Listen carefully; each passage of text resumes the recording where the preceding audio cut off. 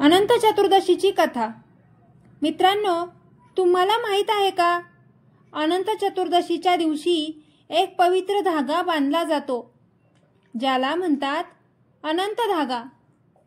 हा धागा असतो केशरी किंवा जांभळ्या रंगाचा. त्यात असतात 14 गाठी. या 14 गाठी म्हणजेच 14 लोकांचं प्रतीक. हा धागा उजव्या हाताला बांधला की तो आपल्याला संकटांपासून रक्षण करतो आणि जीवनात सुख समृद्धी आणतो.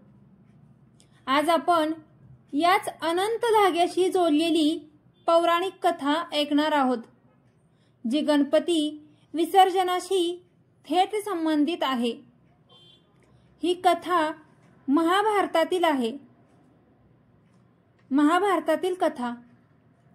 महाभारतात शांती पर्वात एक प्रसंग आहे. पांडवांनी आपलं राज्य गमावलं होतं. दुःख, पराभव आणि वनवास या संकटांनी ते वेढले होते. त्यावेळी युधिष्ठिरानं श्रीकृष्णाला विचारलं, केशवा, आमचं सर्व दुःख कधी संपेल? हे संकट कसं दूर होईल?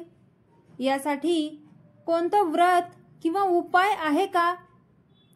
त्यावर श्रीकृष्ण म्हणाले, हे धर्मराज, सर्व दुःख दूर करण्यासाठी एक अत्यंत पवित्र व्रत आहे. ते म्हणजे अनंत व्रत.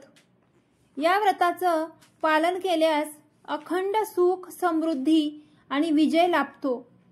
हे व्रत ब्रह्मा, विष्णू आणि शिव यांच्यापेक्षाही श्रेष्ठ अनंत नारायणाला अर्पण केलेलं आहे. कथा दुसरी, सुमंत आणि दीक्षाची.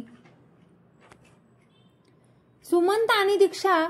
पूर्वी सुमंत नावाचा एक तपस्वी ब्राह्मण होता. त्याची पत्नी दीक्षा अत्यंत धर्मशील होती.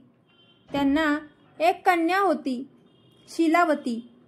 एकदा सुमंत ऋषी आपल्या कुटुंबासह नदीकाठी यज्ञ करायला गेले. त्यावेळी दीक्षानं अनंत चतुर्दशीचं व्रत केलं. तिनं 14 गाठींचा धागा तयार केला व अनंत भगवानाची पूजा करून तो धागा उजव्या हाताला बांधला. या व्रतामुळं त्यांच्या घरात सुख समृद्धी नांदली. शीलावतीचं लग्न कैतव्य नावाच्या युवकासोबत झालं, पण कैतव्य नास्तिक होता. एकदा शीलावतीनेही आईप्रमाणे अनंत व्रत केलं. तिनं हाताला धागा बांधला, पण कैतव्य रागाने म्हणाला, हा धागा तुझ्या हातात ठेवला तर तुला कष्टच येतील. आणि त्याने तो धागा तोडून फेकून दिला. यानंतर काय झालं? कैतव्य आणि शीलावती यांचं जीवन अधोगतीकडे जाऊ लागलं. संपत्ती नष्ट झाली, सुख नाहीसं झालं, दुःख वाढलं. शीलावतीला आईची शिकवण आठवली. तिनं ठाम निश्चय करून पुन्हा अनंत व्रत सुरू केलं. 14 वर्ष तिनं हे व्रत श्रद्धेनं केलं. त्यानंतर तिच्या घरी पुन्हा सुख, ऐश्वर्य आणि शांती नांदली. श्रीकृष्णाचा उपदेश. श्रीकृष्ण म्हणाले, हे धर्मराज, अनंत व्रत केल्यानं अनंत भगवान प्रसन्न होतात.